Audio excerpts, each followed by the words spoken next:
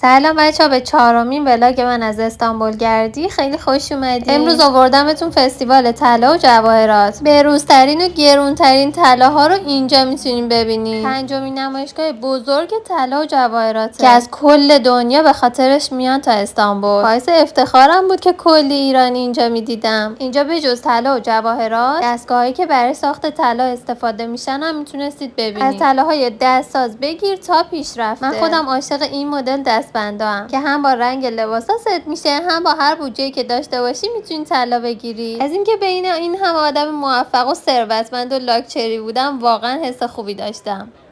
ناگفته نماند که عاشق این مدل‌های باربی شدم. تو حالت عادی همیشه فکر می‌کنیم که به اندام‌های ظریف فقط طلاهای ظریف میاد، ولی با دیدن این مدل‌ها واقعا نظرم عوض شد. واقعا کسی هست که طلا دوست نداشته باشه؟ اگه راستشو بخواید من خودم طلای ظریف بیشتر میپسندم، ولی این کت و کلفتارم که میبینم همچین دلم براشون میره. پلاستیکایی که میبینید الگوی انگشتر و دستبند و گردنبند. هم حسابی لذت بردم، هم دیگه واقعا خسته شدم. واقعیتش خیلی بیحال بودم چون جواب آزمایشم اومده بود، کمخونی شدید داشتم.